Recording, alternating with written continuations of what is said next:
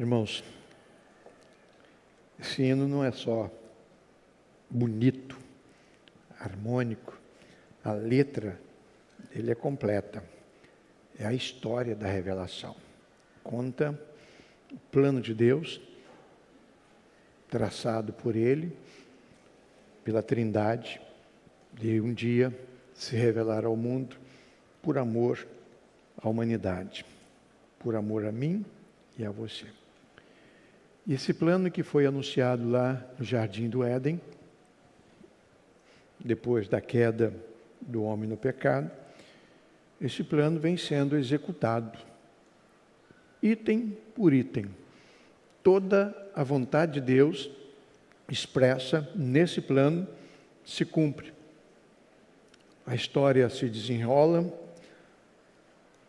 os reinos se sucedem, homens e mulheres se sucedem, e os desmandos também se sucedem, os governantes vão e vêm, nações se tornam poderosas e caem, dando lugar a outras nações, e a história vai e vem se desenrolando, e a população de milhões passou para bilhão, depois de bilhão passou para bilhões, e a história continua a mesma. O plano de Deus continua o mesmo. Vem se desenrolando e a vontade de Deus está se cumprindo.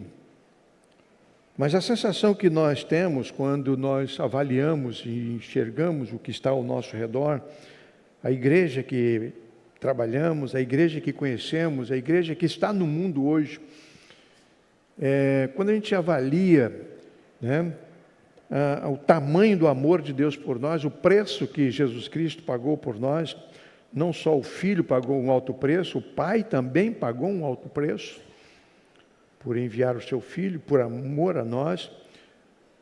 O Espírito Santo geme, a palavra de Deus diz lá, quando vê os filhos no sofrimento, quando vê a humanidade sofrer. Então, quando a gente vê o alto preço que foi pago lá, por nós somos levados a refletir sobre qual o preço que nós estamos pagando pela dádiva que recebemos. Aí você diria, foi de graça. É verdade, a salvação é um ato da misericórdia de Deus. E você não tem que pagar nada para ser salvo. Ninguém paga nada para ser salvo. É uma dádiva, é uma bênção. Imagina alguém no dia do seu aniversário chega lá com um presente que você gostaria muito, há muito tempo você está esperando aquele presente. Um presente caríssimo.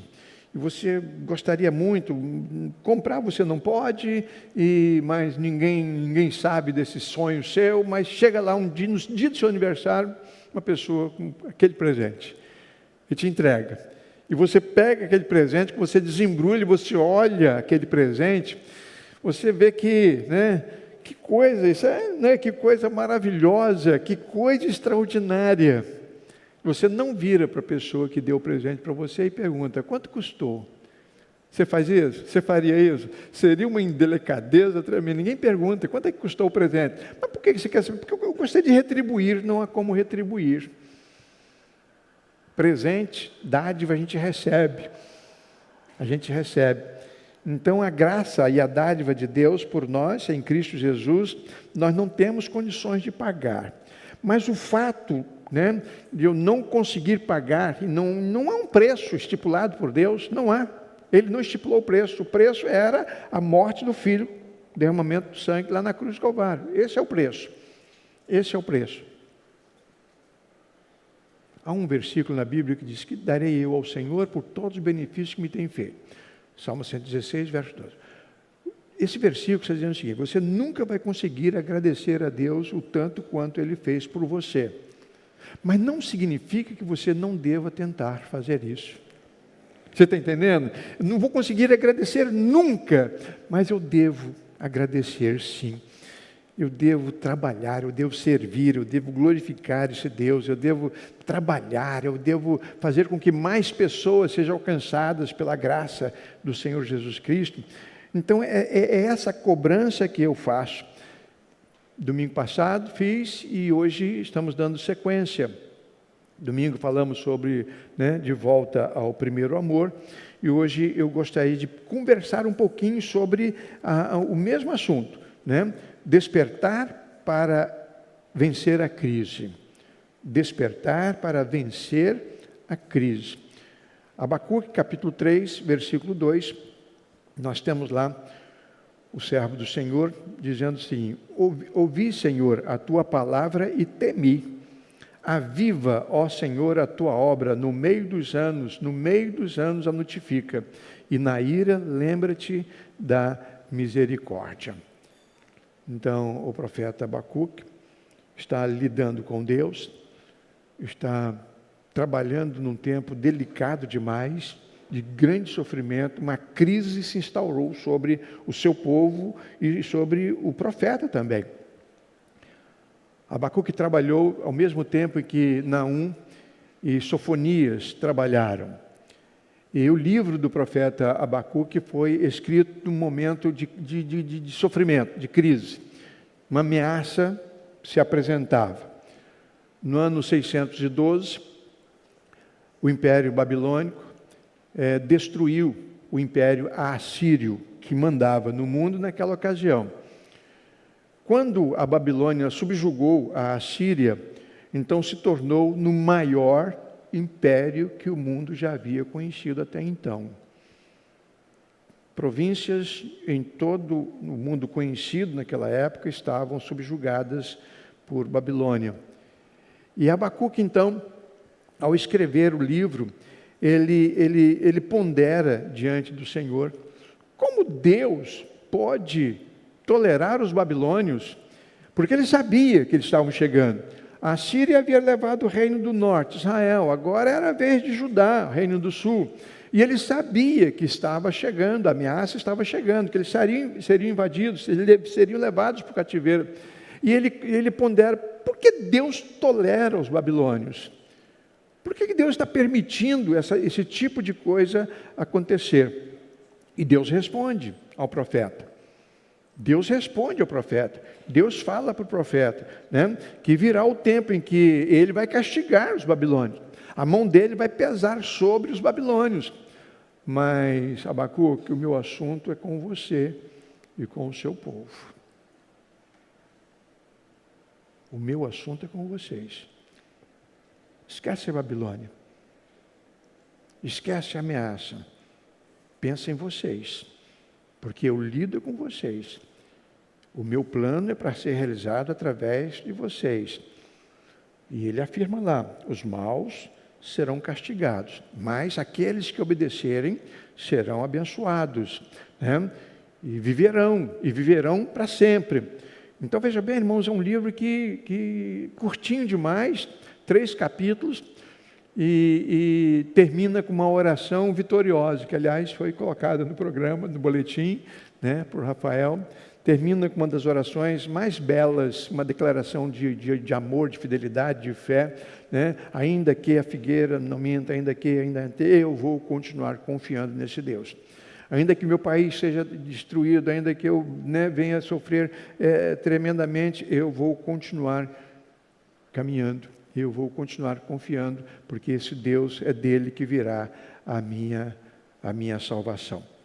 Interessante, irmãos, porque no texto que eu li, capítulo 3, verso 2, ele faz esse pedido: Senhor, eu ouvi o que o Senhor disse, eu ouvi a tua palavra e temi.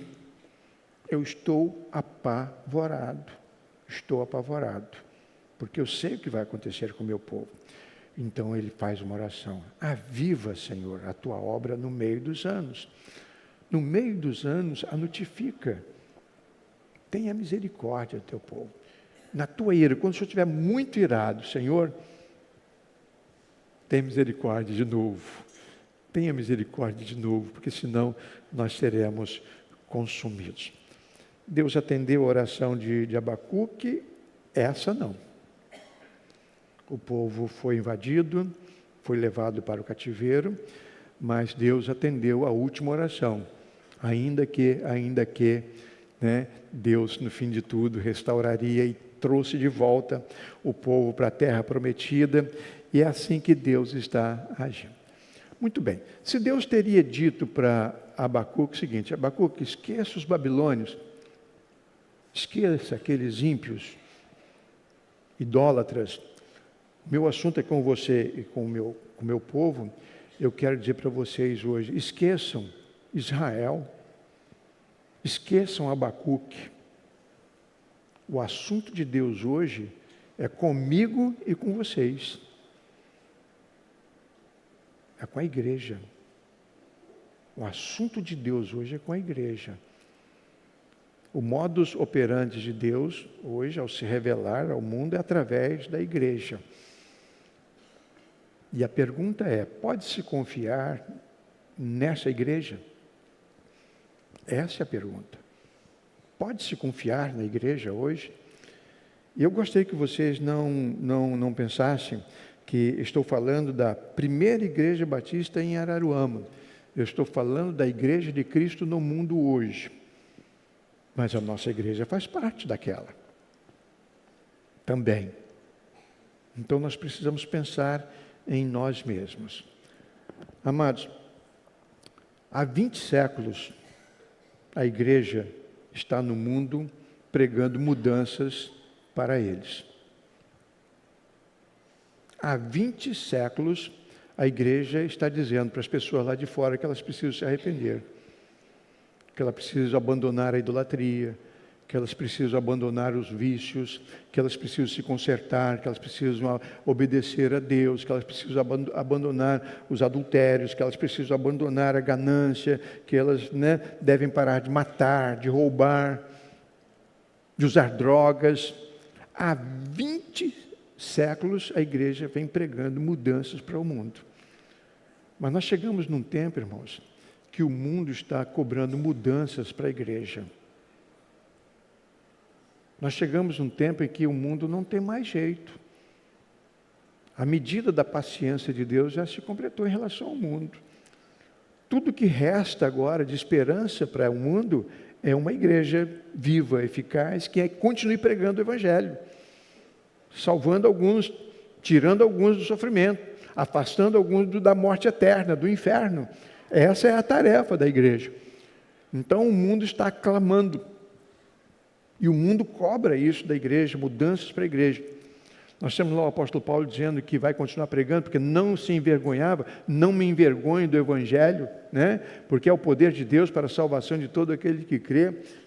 Mas parece, irmãos, que o Evangelho hoje está se envergonhando da igreja. Se envergonhando da igreja. Eu estava lendo um livro falando sobre as reformas do Vaticano, e um tempo em que o pintor Rafael estava fazendo uns afrescos na abóbada do Vaticano, e levantou um andaime, e lá numa situação, lá pintando e dando os últimos retoques, ficando uma coisa linda. Rafael, um dos maiores pintores que o mundo conheceu. Então uma comitiva de cardeais estava fazendo vistoria nas obras, olhando, vistoriando tudo e anotando, e mexe aqui, mexe ali, e tal, assim. E um olhou para cima e conversaram entre si e disseram que a fisionomia do apóstolo Paulo estava muito rubra, porque eles estão acostumados com aqueles santos, com aquelas mentes, aquelas faces pálidas, e muito sem cor. As vestes são bastante coloridas, mas o rosto pálido. Então, foi reprovado, porque a pintura de Rafael, o punho de Rafael é para cores vivas. Então, aí chamou Rafael e cobrou a ele: olha, o rosto de Paulo está muito vermelho. E o pintor ficou muito aborrecido, porque não se chama a atenção de um artista igual Rafael. E ele disse: a face de Paulo está vermelha de vergonha em ver em mãos de quem a igreja está hoje. Nas mãos de vocês, cardeais. Nas mãos de vocês. Aí eu trago para mim, né? Se hoje eu pudesse, né, julgar Paulo, né, e ele pudesse me ver e ver o meu trabalho, será que ele estaria, o meu Senhor Jesus está satisfeito com o meu trabalho, com a igreja que nós pertencemos, ou estaria ele com vergonha de nós? É preciso tratar desse assunto. Irmãos, a igreja, ela está sob suspeição. A igreja no mundo hoje está sob suspeição. Ela está se envolvendo com coisas que não deveria se envolver, está se envolvendo com política, com governo, com dinheiro, com enriquecimento, com jatinhos, com iates, com propriedades em Miami, e isso não é assunto para a igreja. A igreja está sob suspeição. Por que a igreja está sob suspeição? Porque a mensagem está sob suspeita. Será que é esta mesma mensagem que a igreja deve anunciar hoje? Uma mensagem para geração Nutella, né?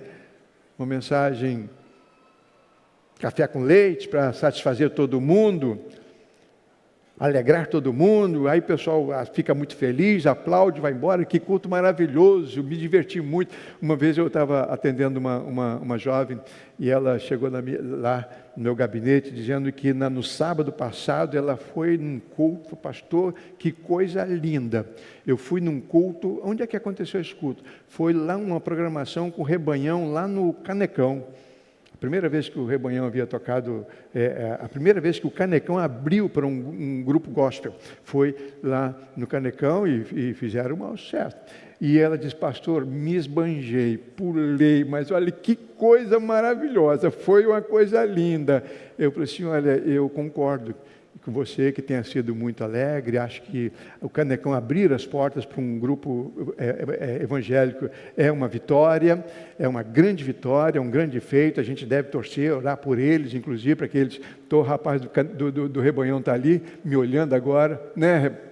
Não é verdade? Não foi vocês que abriram as portas lá do Canecão? Foram vocês, tá? Então, mas ela disse para mim, olha pastor, foi um culto maravilhoso. Eu disse, olha, eu concordo com tudo, eu só não concordo que você chame de culto.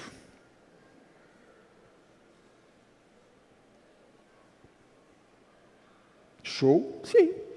E não é pecado participar de show não, irmãos. Hein, jovens? Isso aí, participar de um show, ir lá e cantar e se alegrar, né? E fazer trenzinho. Agora, pelo amor de Deus, não chame de culto, só isso. Só isso.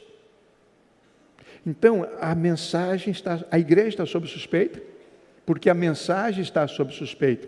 E por que a mensagem está sob suspeita? Porque os pastores estão sob suspeita. Pode-se confiar nos pastores?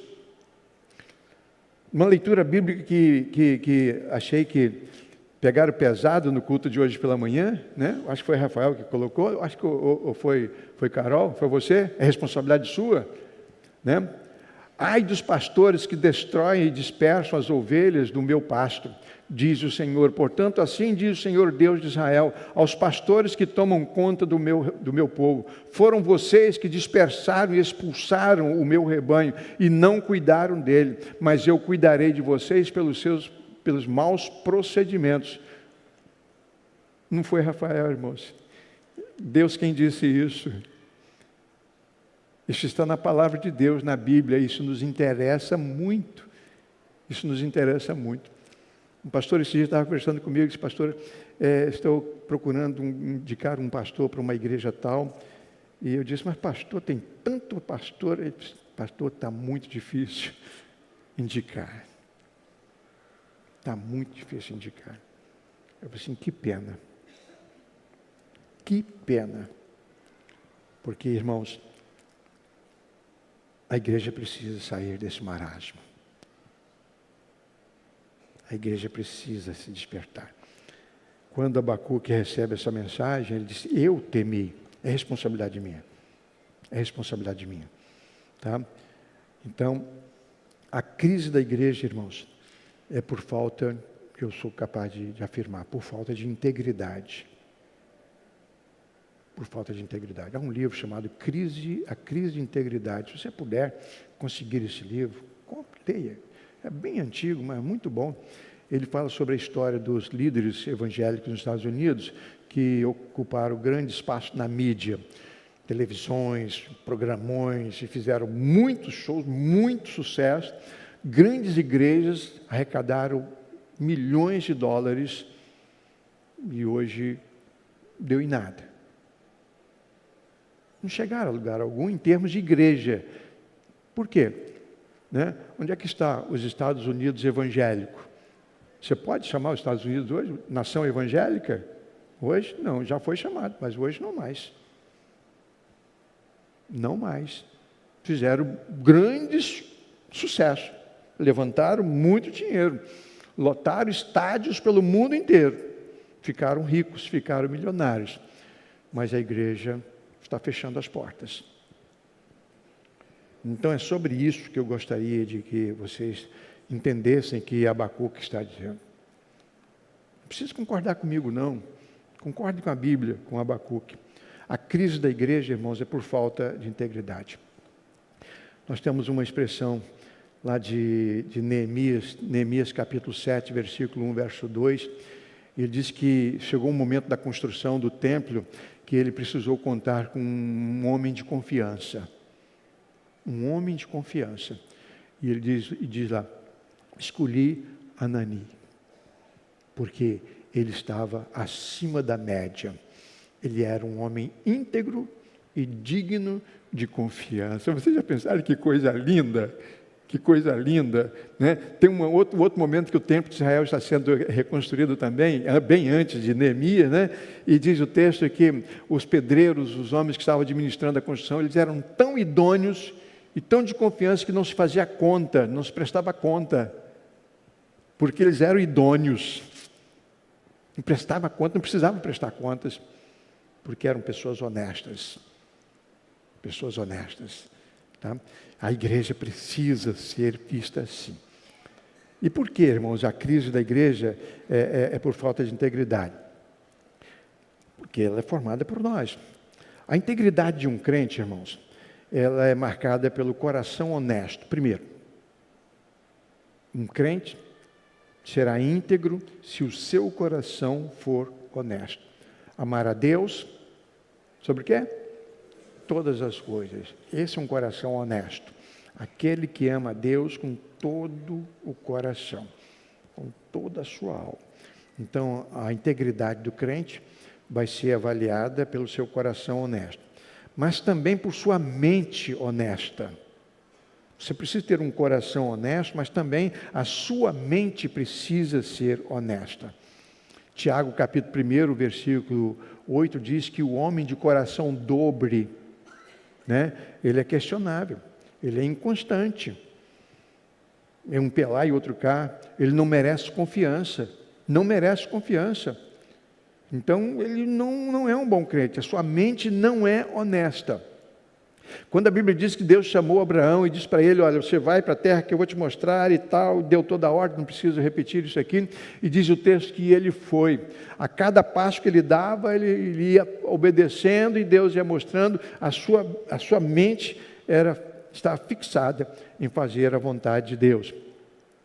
O cristão íntegro, eu ou você, o cristão íntegro tem uma vontade honesta. A sua vontade também é honesta. Primeiro, por ser pautada pela vontade de Deus. Então, nós precisamos fazer com que a nossa vontade esteja sendo totalmente balizada pela vontade de Deus. A minha vontade é fazer a tua vontade. Foi isso que Jesus fez. Por isso, ele se deu por nós. A vontade dele era fazer a vontade do Pai. Há um escritor chamado Peter Forsyth. Ele diz o seguinte, que o primeiro desejo da alma é procurar não a liberdade, mas o seu Senhor. Tem muita gente procurando a liberdade, mas nós não, nós estamos procurando um Senhor. Nos faz bem servi-lo, nos faz bem ser escravos desse Senhor, Deus Todo-Poderoso. Não queremos liberdade, queremos sim servir a esse Deus. Isso é vontade honesta, né? Theodore Epp, grande pregador, ele disse: tenho receio, ele falou a respeito dele, eu tenho receio de, ao agradar a todos, não venha desagradar a Deus. Eu tenho medo no ministério, agradar todo mundo, mas desagradar a Deus. Então, isso é um crente com uma vontade honesta. Mas o crente íntegro também, irmãos, tem uma visão honesta. Ele não arreda a visão de Deus, e da vontade de Deus, da ordem de Deus. O plano de Deus é esse, então é isto que eu vou fazer. Exatamente assim, irmão. Para quê? Para não pensar, irmãos, que as trevas são luz. Lamentavelmente, muita gente achando que treva é luz, luz é trevas e tal, e não é. Acontecem grandes equívocos, porque as pessoas não conhecem a verdade. Não conhecem a verdade.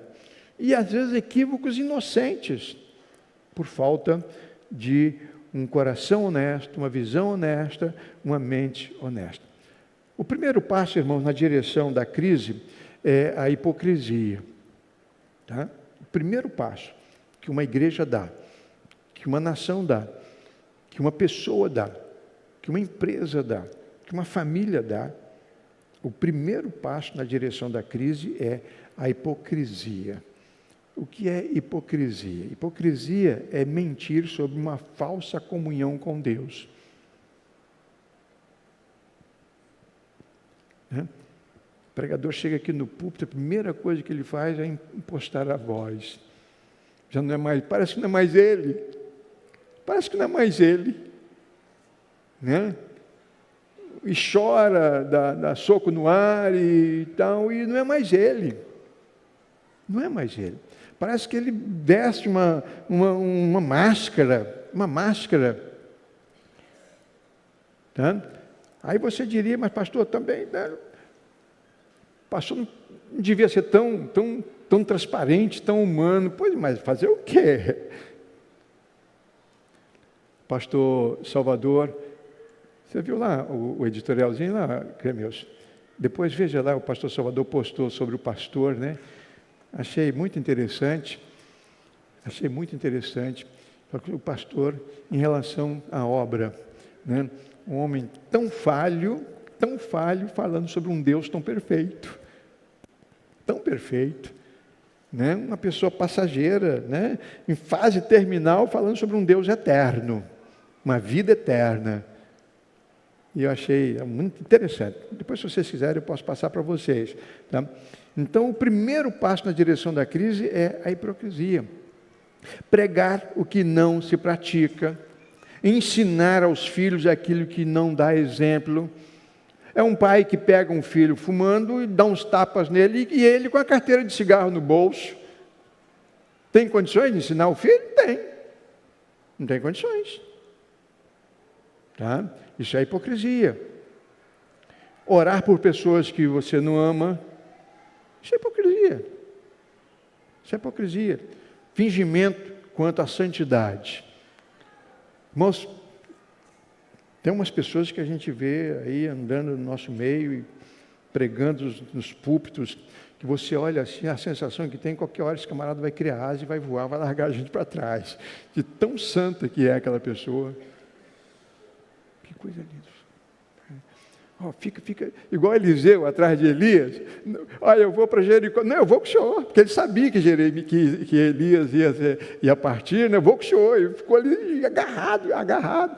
Tem pessoas que dá vontade de fazer isso. Não solta não, porque senão vai voar e vai embora. Você vai ficar. Aí depois você fica sabendo que não era bem assim. Que tristeza. Que decepção. Né? Se o primeiro passo, irmãos, na direção da crise é a hipocrisia, o segundo passo na direção da crise é a duplicidade. O que é duplicidade? Na hipocrisia você mente a respeito de uma santidade que você não tem, a pessoa que você não é. Na duplicidade, nós mentimos aos outros, né? Não só mentimos aos outros, mas também mentimos a nós mesmos. Nós nos convencemos de que somos. É isso mesmo. Eu sou muito bom. Estou acima da média. Né?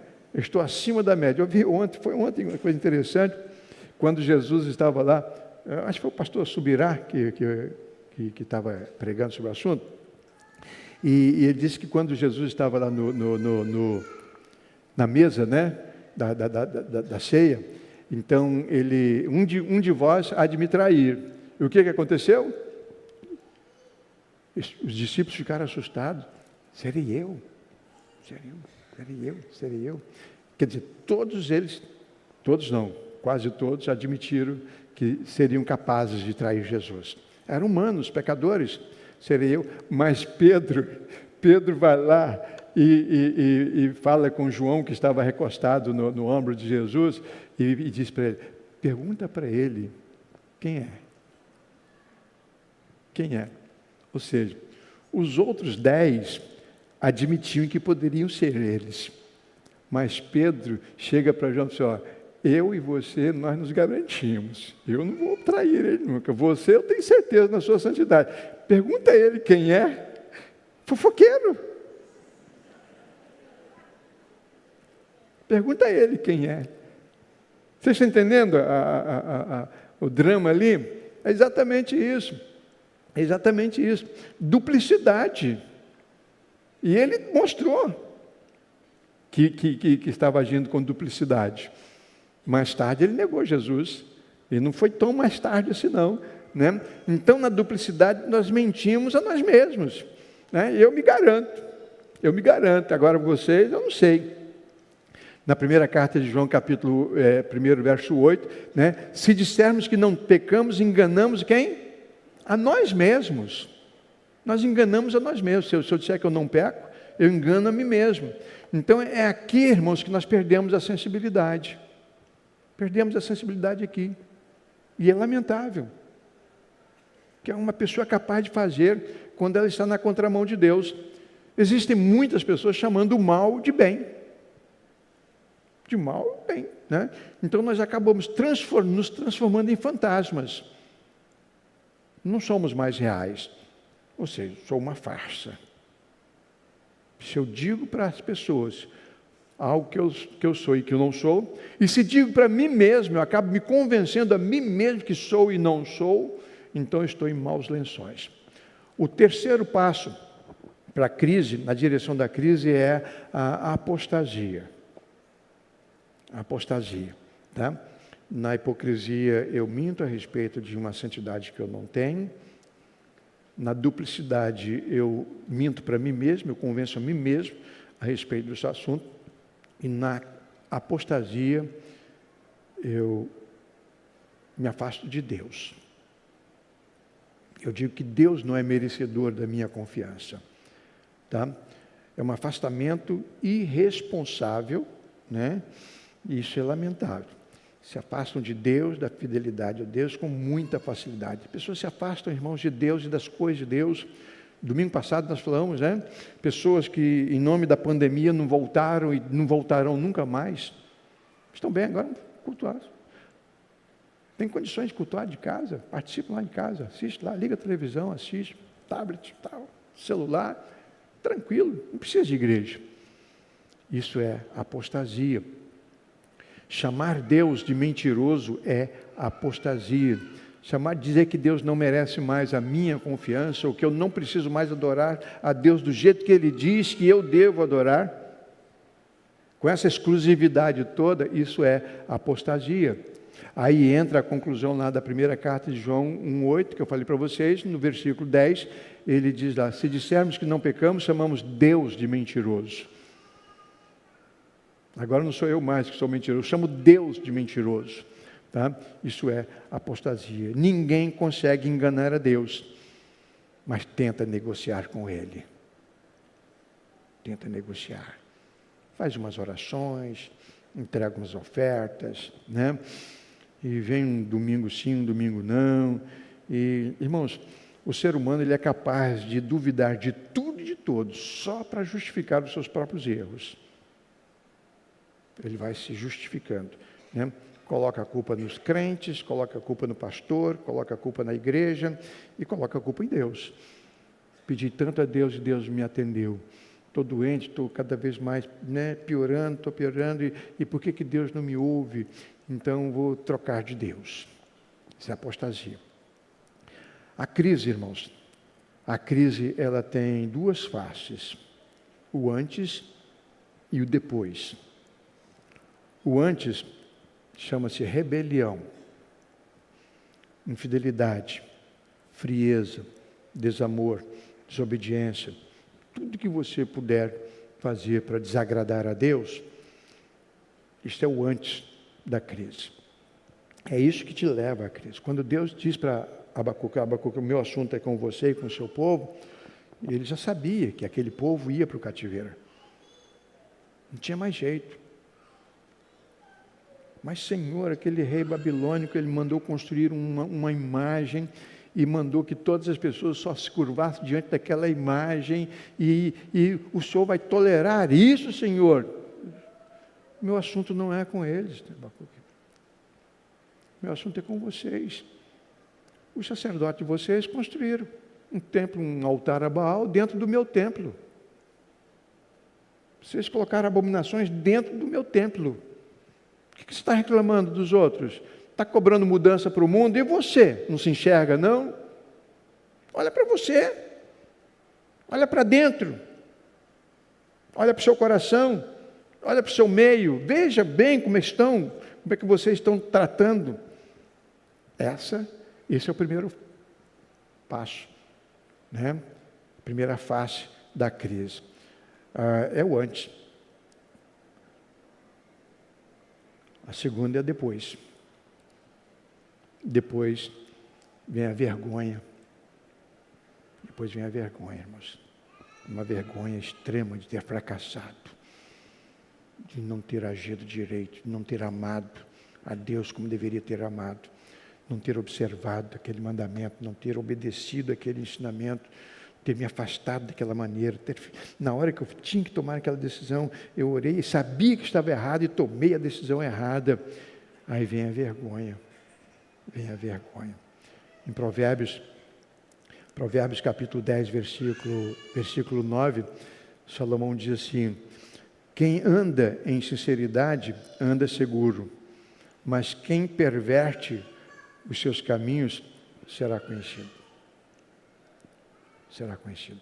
Quem se afastar, essa pessoa será conhecida. Nada vai ficar às escondidas. Tá? Se não evitarmos a crise antes, teremos que conviver com a vergonha depois. Teremos que conviver com a derrota depois. Irmãos, durante 40 anos, Jeremias e os profetas, no caso, Jeremias antes um pouco, trabalhou tentando afastar o povo da crise. 40 anos ele se dedicou. Tirar a rebelião do povo. Não conseguiu. Abacuque não conseguiu. Isaías não conseguiu. Nenhum profeta conseguiu. 100 anos depois, vem Neemias tentando tirar a vergonha do povo. Trazer de volta, reconstruir o templo, reconstruir os muros. Era a única maneira que ele tinha. E a Bíblia trata disso de uma maneira com muita responsabilidade. Crentes envergonhados hoje é porque não evitaram a crise antes. Crentes envergonhados hoje, excluídos hoje, ou impede de serem excluídos hoje, é porque não evitaram a crise. Então, pastor, como evitar? Como eu posso evitar a crise? Eu ainda estou no meu antes. Como eu posso evitar a crise? Primeiro, precisamos de um despertamento rápido e verdadeiro. É verdade, irmãos. A igreja do Senhor Jesus Cristo, no mundo e no Brasil, em Araruama, está precisando de um despertamento rápido e verdadeiro. E como é que se consegue isso? Primeira atitude, reconhecer que está em crise. Se você não reconhecer que está em crise, meu irmão, minha irmã, você não vai sair dela. Tudo bem. Você tem uma doença lá, mas você não reconhece que está doente. Você vai de volta pior, mas você não está doido. Vai morrer. Vai morrer. Então, primeira coisa é Quando Paulo diz lá, desperta tu que dormes, levanta, né, dentro dos mortos, e Cristo te esclarecerá. Você precisa despertar. Você que está dormindo, você precisa despertar. Que Abacuque fala, Senhor, tenha misericórdia, aviva, Senhor. Né? Primeira coisa, reconhecer que está em crise. Neemias, quando recebeu aquela comitiva que foi lá em Israel, em Jerusalém, quando voltou, perguntou, como é que está lá? Está assim, assim, tudo queimado, portões queimados, muro derrubado, é só entulho para tudo quanto é lado. Diz o texto que Neemias sentou e chorou, mas também orou e reconheceu. Os nossos pais pecaram, mas eu também pequei. Eu também sou responsável por essa crise. Eu assumo a minha responsabilidade. Então, o primeiro passo para você sair de uma crise é reconhecer que está em crise. Segundo passo, arrepender-se sinceramente. Coração honesto. Ter um coração honesto em relação à crise. Se arrepender sinceramente. Reconheça isso. Vai fazer um bem muito grande para você. Terceiro passo, desejar sair da crise, mente honesta. Eu não quero continuar desse jeito, eu quero sair. Eu quero ser um crente mais vitorioso. Eu quero ser feliz de novo. Eu quero voltar para a minha igreja, eu quero voltar para a minha família, eu quero voltar. Desejar sair da crise é fundamental. Não posso continuar aqui.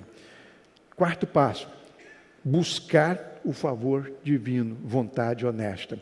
Nós não temos condições de sair da crise sozinhos, irmãos. Nós precisamos pedir ajuda.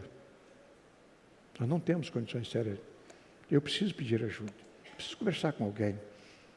Pedir conselhos. Não há possibilidade de vencer as nossas fraquezas sozinho. Então, buscar o favor divino é fundamental. Alimentar uma vontade honesta, fazer a vontade. E outro passo, irmãos, é receber, é buscar e aceitar.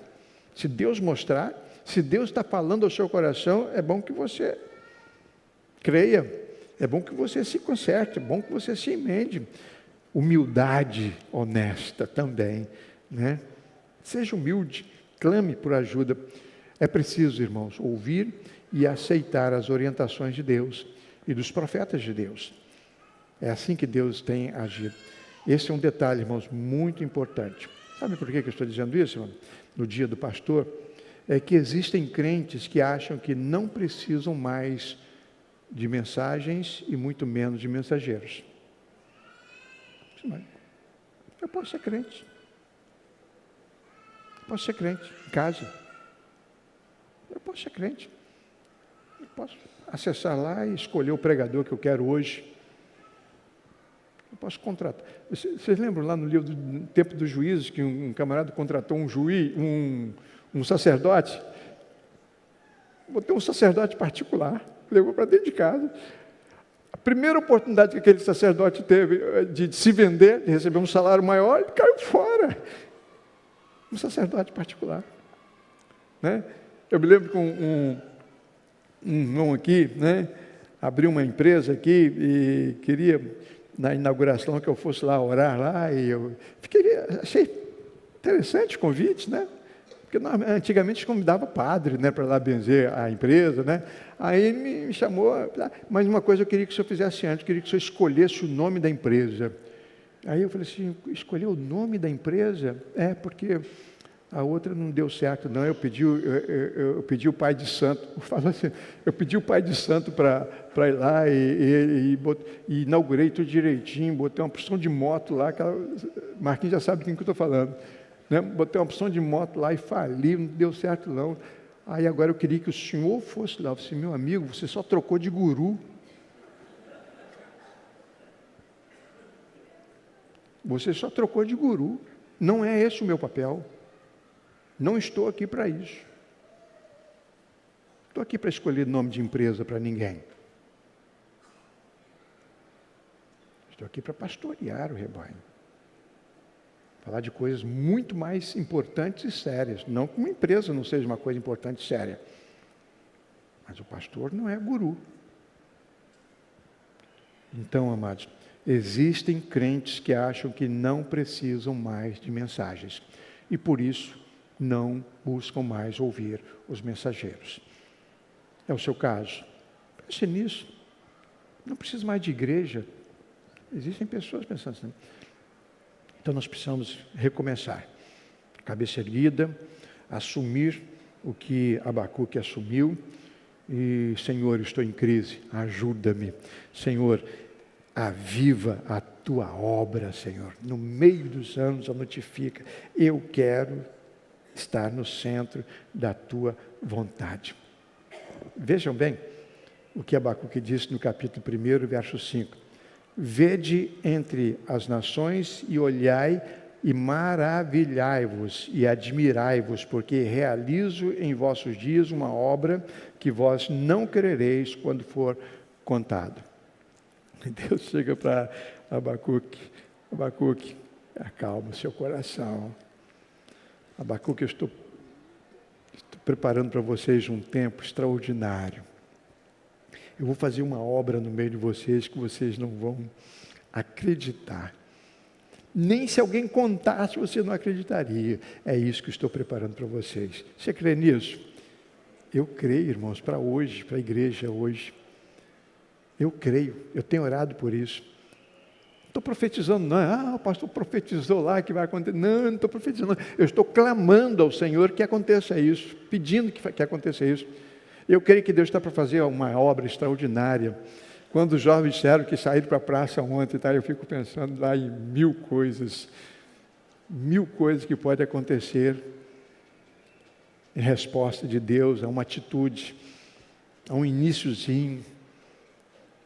Irmãos, eu creio que Deus pode fazer algo maravilhoso. Capítulo 2, versículos de 1 a 3, Abacuque de novo. Sobre a minha guarda estarei, e sobre a fortaleza me apresentarei e vigiarei, para ver o que fala comigo, e o que eu responderei quando eu for arguido. Então o Senhor me respondeu e disse: escreve a visão e torna-a bem legível sobre tábuas, para que possa ler e o que correndo passa, porque a visão é ainda para outro tempo determinado. E até ao fim falará, e não mentirá. Se tardar, espera, porque certamente virá. Não tardará. Ele dá um conselho.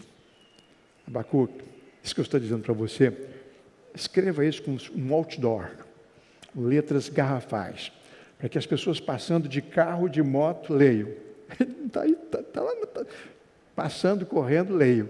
Se passar de avião, vai ler. É isso que eu estou preparando para vocês. Um tempo maravilhoso de vitória, de grandes vitórias. Eu creio nisso. Depende de mim e depende de você. Vamos fugir da crise antes, para que não tenhamos que conviver com a vergonha depois.